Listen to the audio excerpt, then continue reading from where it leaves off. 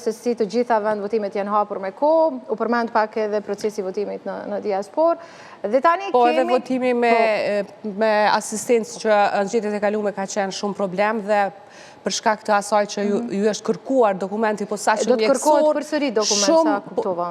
Po megjithatë nuk ka pas një sensibilizim të mjaftueshëm që votuesit që kanë pas nevojë për asistencë të përgatiten me kohë, gjë që i ka privuar shumë prej tyre nga procesi i votimit. E kemi Burim Zariqin drejt për drejt nga kryeqyteti, nga Prishtina. Burim? Mirëmëngjes, Burim. Mirëmëngjesi, pra paraqitemi drejt për drejt përpara fakultetit filologjik.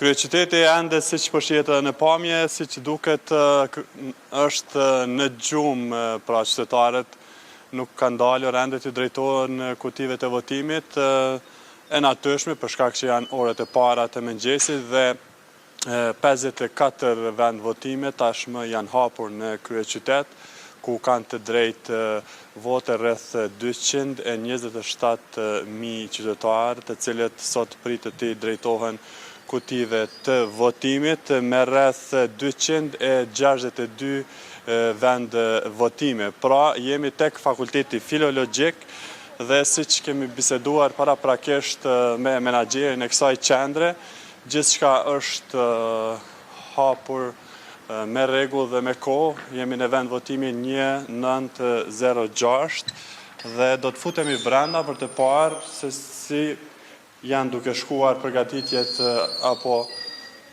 a janë hapur me kohë të gjitha qendrat e votimit. Kjo është hapësira ku është parapar edhe të vendosen bankat informuese, por nga menaxheri na kanë bërë me dije se zyrtarët që informojnë qytetarët për të votuar ende nuk kanë arritur në piken apo qendrën e vend votimit. Nëse i shohim disa prej klaseve ku është parapar që të votohet nga qytetarët, janë hapur me kohë, nëse na u lejohet edhe të xhirojmë nga afër të shohim se si është shkruar procedura e votimit, pra jemi në qendrën 1906-09, nëse mundesh fatos edhe brandat, ta shohim, pra proceduralisht janë vendosur të gjithë komisionerët apo veshguesit dhe ndihmësit për qytetarët për të votuar. Është banka aty ku secili qytetar duhet ta paraqesë dokumentin e nevojshëm, pra që është letër njoftimi, me pas për të identifikuar edhe prezencën e tij. Edhe kësaj radhe, sikurse edhe herave të tjera, duhet përmes gishtrinjeve që të identifikohet se qytetari ka votuar, praktikja dhe në zgjedhjet e kaluara.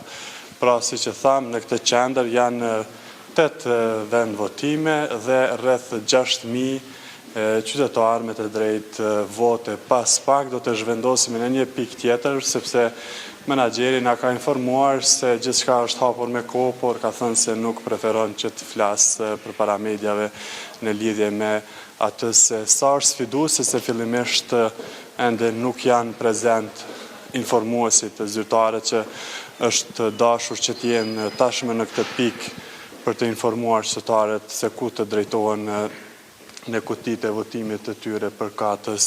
Sidoqoftë do të rilidhemi prapë për të parë se si po shkon edhe procesi votimit në qendra të tjera. Edona dhe Leonora. Faleminderit shumë.